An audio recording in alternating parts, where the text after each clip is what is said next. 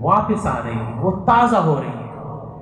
क्योंकि मैं सिर्फ 5 साल का था जब अर्पणा मैम और देव सर ने डायरेक्ट मार्केटिंग में अपना पहला कदम रखा था। और मुझे आज भी याद है कि उस समय डायरेक्ट सेलिंग के आने से पहले हमारी जिंदगी बहुत ही साधारण सी हुआ करती थी। तो पहला सवाल तो ये आता है कि डायरेक्ट सेलिंग जब हमारे परिवार में आया तो सबसे पहले और सबसे बड़ी चीज क्या बदली हमारी परिवार में? हाँ, ये सच है कि एक अच्छी इनकम आई जो स्टेबल थी। मगर आप सबको पता है इनकम और स्टेबिलिटी, बढ़ती इनकम में समय लगता है, वो धीरे धीरे आती है। मगर सबसे पहली चीज जो हमारे परिवार में बदला डायरेक्ट सेलिंग के आने से, वो था हमारे परिवार का सोच। हमें जिंदगी को जीने का एक नया नजरिया मिला। तो दोस्तों, जिस तरह आज आप एक वर्कशॉप में एजुकेशन ले रहे हो, उसी तरह जब मैं 5 साल का था, जब मैं 10 साल का था और जब मैं 15 साल का था, उसी तरह अर्पणा मैम और देव सर ने वो हर ट्रेनिंग अटेंड करी, वो हर वर्कशॉप अटेंड करी जिससे उनका सेल्फ डेवलपमेंट हो। उन्होंने वो हर ट्रेनिंग, हर वर्कशॉप अटेंड करी जिससे वो मार्केटिंग प्लान समझे, जिससे वो प्रोडक्ट की बारीकियों को समझे और सीखें कि ये बिजनेस करना कैसे है। तो दोस्तों, बचपन से ही हमें ये पता था कि मेहनत, डिसिप्लिन और अच्छी आदतों का महत्व क्या है। मगर अब दूसरा सवाल तो ये है, मेहनत करें तो किस दिशा में करें? सपने भी तो होने चाहिए। तो मेरे पिता हमेशा कहते हैं कि बेटा, मेहनत वो आदमी करता है जिसके सपने बड़े हों। बेटा, मेहनत वो आदमी निरंतर करता है जिसका कारण बड़ा हो। तो दोस्तों, मेरा कारण मेरे माता पिता थे। मेरा कारण उनके सपने थे कि उन्होंने कहा था कि मेरे बच्चे पढ़ लिख कर नाम कमाए और समाज को कुछ दे पाए।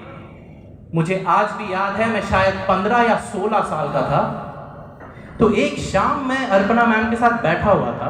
तो जैसे मदर अपने सन से बात करती हैं, तो उन्होंने बड़े प्यार से कहा कि बेटा, मेरी एक बहुत बड़ी ख्वाहिश है, और मेरी ख्वाहिश ये है कि मेरे बच्चे पढ़े लिखे, इतना ज्ञान प्राप्त करें कि उनका नाम हो और वो कुछ कर पाए।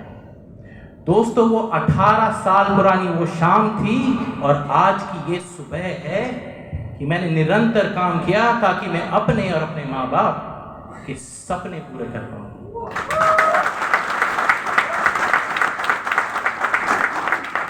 तो दोस्तों, मेहनत करना पहली चीज पता थी। दूसरी चीज, अब तो सपने भी बड़े थे, मगर उस सपनों की चिड़िया को जो उड़ान लेकर मंजिल तक पहुंचना था, उस चिड़िया को पंख चाहिए थे। उस सपनों की चिड़िया को पंख दिया अर्पणा मैम और देव सर के डिसीजन ने कि वो वेस्टीज ज्वाइन करें। उस सपनों की चिड़िया को पंख दिया गौतम बाली सर ने, जिन्होंने 20 साल पहले वो बीज बोए जिसका फल हम सब आज उठा रहे हैं। तो दोस्तों, मुझे बहुत गर्व होता है कि सिर्फ वेस्टीज की बदौलत मैं भारत से पढ़ाई कर लंदन जा पाया।